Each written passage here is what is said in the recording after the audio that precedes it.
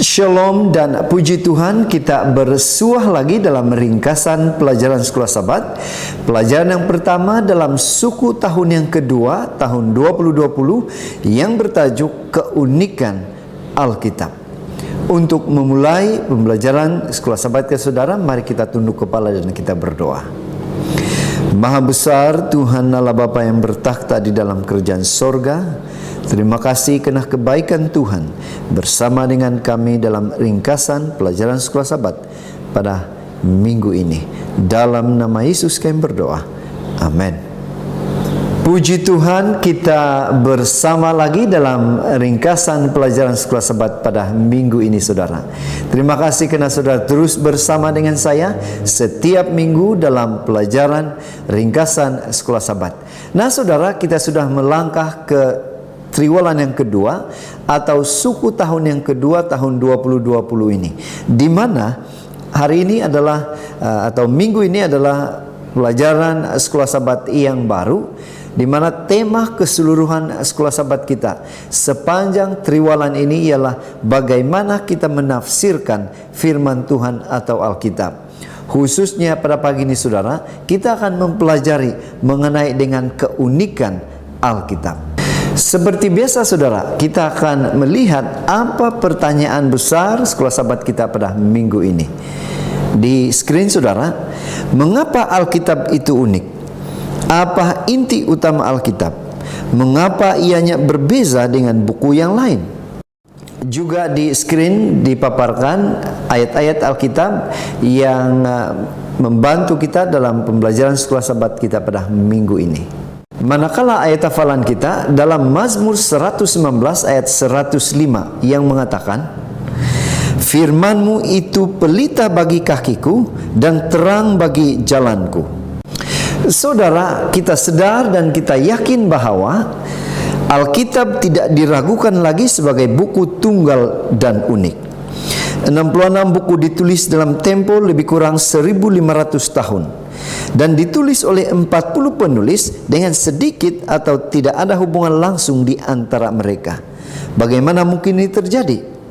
Manuskrip Alkitab 24.600 lebih banyak daripada buku kuno yang lain. Ia adalah buku yang pertama diterjemahkan dan yang pertama dicetak oleh Gutenberg. Ia adalah buku yang paling banyak diterjemahkan. Ia diterjemahkan ke dalam 95% atau 95% bahasa semasa di dunia ini. Keistimewaannya melampaui batas. Mari kita ketahui mengapa ia begitu unik dan istimewa. Itu sebabnya untuk mempelajari pembahasan Sekolah Sabat hari ini, kita akan membahagikan kepada 5 topik untuk membahas perkara ini. Yaitu kita akan membahas mengenai dengan firman Tuhan yang hidup, kemudian penulis Alkitab, Alkitab sebagai nubuatan, Alkitab sebagai sejarah, dan ada kuasa firman itu. Kita ke tajuk yang pertama, yaitu firman Tuhan yang hidup. Mengapa Alkitab disebut firman Tuhan yang hidup? Ulangan 32 ayat 47 mengatakan, "Sebab perkataan ini bukanlah perkataan hampa bagimu, tetapi itulah hidupmu, dan dengan perkataan ini akan lanjut umurmu di tanah kemana kamu pergi, menyeberangi sungai Yordan untuk mendudukinya." Musa adalah penulis 5 kitab dasar di Alkitab dan menyajikan sebuah nyanyian untuk bangsa Israel sesaat sebelum kematiannya. Di atas segalanya, Alkitab adalah firman Tuhan. Itu adalah pesanan yang ditulis Tuhan untuk kita. Apa pesanan Tuhan ini? Dalam dunia kematian, Tuhan ingin memberi kita hidup yang berkelimpahan. Bagaimana Dia akan melakukannya? Melalui Yesus Kristus, tema utama Alkitab. Dia adalah penulis keselamatan kita. Perjanjian Lama mengumumkan Dia dan Perjanjian Baru memperkenalkan Dia. Keduanya menyatakan kekuatan penebusannya dan menubuatkan masa depan yang mulia yang telah Dia persiapkan bagi kita. Apa yang harus saya lakukan, saudara? Apa yang saudara harus lakukan? Alkitab mengatakan bahwa Allah ingin Anda dan saya menerima Yesus sebagai juru selamat, untuk tetap setia kepada firman-Nya dan untuk memberitakan pesanannya kepada dunia. Seterusnya, tajuk yang kedua yaitu penulis Alkitab. Siapa dan berapa orang yang menuliskan Alkitab? 2 Petrus 1 ayat 21 mengatakan, sebab tidak pernah nubuat dihasilkan oleh kehendak manusia, tetapi oleh dorongan Roh Kudus orang-orang berbicara atas nama Allah. Apa yang jelas saudara? Roh Kudus adalah pribadi ketiga dari Allah. Dia mempengaruhi pikiran berbagai manusia sehingga mereka menulis pesan Tuhan dengan kata-kata mereka sendiri. Kita lihat di skrin saudara, bagaimana beberapa penulis di dalam Alkitab yang berbagai orang, berbagai latar belakang. Yang kita lihat, Musa, seorang pemimpin politik dan tentara; Amos, penternak dan penuai; Samuel dan Yeremia, orang muda dan imam; Daud dan Salomo, seorang raja; Yehezkiel dan Daniel, mereka menulis di dalam buangan; Matius, pemungut cukai; Paulus, orang Farisi dan pengembara yang tak kenal lelah; Yohanes, orang lelaki tua yang dipenjara di sebuah pulau; Lukas, doktor, sejarawan dan penyembah berhala; Petrus, nelayan. Pekerjaan yang berbeza, usia yang berbeza, tahap pendidikan yang berbeza, kerakyatan yang berbeza, keadaan berbeza, tetapi semuanya digunakan oleh Tuhan. Walaupun terdapat perbedaan atau perbezaan ini, mereka semua mempunyai satu persamaan, yaitu mereka dipanggil oleh Allah dan diilhami oleh Roh Kudus untuk menulis berbagai jenis perkabaran bagi umat Allah, tidak peduli bila pun atau dimanapun mereka tinggal. Seluruh tulisan Alkitab adalah diilhamkan. 2 Timotius 3 ayat 16. Seterusnya saudara, tajuk yang ketiga, Alkitab sebagai nubuatan. Bagaimana Alkitab itu boleh bertindak sebagai nubuatan? Amos 3 ayat 7 mengatakan, sungguh Tuhan Allah tidak berbuat sesuatu tanpa menyatakan keputusannya kepada hamba-hambanya, para nabi. Dari ayat ini saudara, jelas mengatakan kepada kita bahwa Alkitab bukan hanya firman yang hidup, namun firman yang berhubungan dengan sejarah, dan itu adalah firman yang sifatnya nubuatan. Kira-kira 65 nubuatan langsung mengenai Mesias dalam perjanjian lama, dan lebih banyak lagi jika kita menambahkan tipologinya. Tipologi adalah pembelajaran tentang bagaimana upacara-upacara perjanjian lama, seperti upacara korban, yaitu nubuatan mengenai Yesus. Dan dari Alkitab saudara, kita mendapati bahwa 30% atau kira-kira 30% kandungan Alkitab adalah nubuatan. Tuhan meramalkan apa yang akan berlaku. Nubuatan-nubuatan mengenai kehidupan dan pelayanan Yesus sangat luar biasa. Kita perhatikan di skrin saudara, bagaimana nubuatan yang luar biasa ini. Dalam Yeremia 33 ayat 15, Yesus adalah keturunan Daud. Kemudian Mika, dia dilahirkan di Bethlehem. Di dalam Melaiki, Yohanes Pembaptis datang di hadapan Tuhan Yesus. Zakaria, dia masuk ke Yerusalem dengan menunggang keldai. Yesaya, dia tidak mempertahankan diri sendiri. Zakaria, murid-muridnya melarikan diri.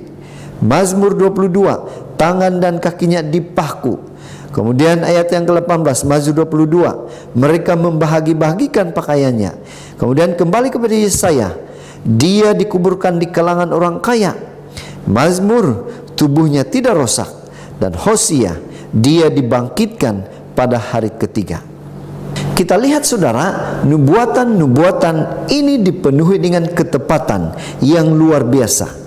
Ini bukti kuku bahwa Yesus adalah Mesias, seperti yang Nabi ramalkan atau nubuatkan. Yesus juga menubuatkan peristiwa masa depan, kematian dan kebangkitannya sendiri, pemusnahan Yerusalem dan kedatangan keduanya. Segala-galanya berlaku seperti yang telah Dia katakan. Jadi kita dapat yakin nubuatan terakhir pasti akan dipenuhi. Yesus akan datang lagi. Seterusnya tajuk yang keempat, Alkitab sebagai sejarah. Bagaimana Alkitab bercerita tentang sejarah? 1 Korintus 15 ayat 4 mengatakan bahwa Ia telah dikuburkan dan bahwa Ia telah dibangkitkan pada hari yang ketiga sesuai dengan kitab suci. Alkitab adalah buku sejarah, tidak seperti buku-buku suci yang kebanyakannya mengandungi pemikiran dan falsafah. Orang-orang tertentu, peristiwa, tempat, bandar, gunung dan sungai disebutkan. Tumpuan perjanjian lama adalah sejarah orang yang menantikan kedatangan Mesias. Fokus perjanjian baru adalah pemenuhan janji itu, Yesus dan peristiwa sejarah kebangkitannya. Terdapat butiran khusus tentang kuburnya, pemiliknya, pengawal di pintu, meterai para imam. Para wanita dan murid-murid melihat Yesus dan menyentuh Dia. Alkitab memberitahu bagaimana Yesus makan, berjalan dan bercakap dengan mereka. Alkitab menyatakan dengan jelas kebangkitan Yesus adalah peristiwa yang sebenar. Alkitab juga menyatakan bahwa Ia adalah buah sulung kebangkitan masa depan kita. Oleh itu, kita boleh yakin bahwa kebangkitan kita juga akan menjadi peristiwa yang benar. Kemudian yang terakhir, topik yang kelima, yaitu ada kuasa firman itu. Apa kuasa dari firman atau Alkitab itu? Ibrani 4 ayat 12 mengatakan, sebab firman Allah hidup dan kuat dan lebih tajam daripada pedang bermata dua manapun. Ia menusuk amat dalam sampai memisahkan jiwa dan roh, sendi-sendi dan sumsum. Ia sanggup membedakan pertimbangan dan pikiran hati manusia. Inilah kuasa dari ayat yang kita baca, kuasa daripada firman itu. Ini memberi pengertian kepada kita bahwa Tuhan menggunakan Alkitab untuk menggerakkan kita kepada keinsafan, pertobatan dan perubahan hidup. Ini mengubah orang, keluarga dan seluruh bangsa. Ketika Raja Yosia menemukan kitab Taurat, dia sangat tersentuh. Dia mendorong orang lain untuk membuat perubahan dalam hidup mereka, sehingga mengubah seluruh bangsa. Kekuatan Alkitab yang mengubah atau transformasi atau transforming adalah salah satu keunikan yang paling khas. Ribuan kehidupan yang diubah adalah bukti bahwa Alkitab adalah firman Allah yang diwahyukan. Pena Inspirasi juga mengatakan, seluruh Alkitab adalah wahyu tentang kemuliaan Allah di dalam Kristus. Diterima, dipercaya, dipatuhi, itu adalah alat besar dalam transformasi tabiat atau watak. Rangsangan besar, kekuatan pembatas yang mempercepat kekuatan fisikal, mental dan spiritual, dan mengarahkan kehidupan ke saluran yang benar. Jadi saudara, dari pembelajaran Sekolah Sabat kita pada minggu ini, kita boleh menyimpulkan secara ringkas bahwa isi Alkitab terdiri daripada 30% nubuatan dan tulisan kenabian. Alkitab dibentuk dalam sejarah, yaitu berbicara tentang Allah yang bertindak dalam sejarah. Peristiwa-peristiwa Alkitab ditempatkan dalam dimensi ruang dari tempat-tempat geografi yang nyata. Alkitab memiliki kuasa untuk mengubah kehidupan seseorang, karena Allah yang berbicara pada manusia melalui firman-Nya yang hidup. Alkitab harus diterima di dalam Alfa dan Omega, penyataan kehendak Allah yang teguh dan penuh kuasa. Alkitab adalah standar atau piawaian tabiat yang menyatakan doktrin atau ajaran. Kemudian Alkitab adalah ujian pengalaman kita. Banyak orang mati karena menjunjung tinggi dan tetap setia kepada Tuhan. Bagaimana dengan kita saudara? Marilah kita pada hari ini menerima perkabaran Alkitab itu, perkabaran yang mengubah kepada kita, mengubah hidup kita, supaya kita menerima janji keselamatan yang Tuhan sudah berikan. Kiranya pembelajaran hari ini menjadi berkat kepada setiap kita. Tuhan memberkati. Mari kita berdoa. Bapa di surga, terima kasih sekali lagi kena kebaikan Tuhan kami boleh mempelajari sekolah sahabat kami pada minggu ini. Dalam nama Yesus kami berdoa. Amin.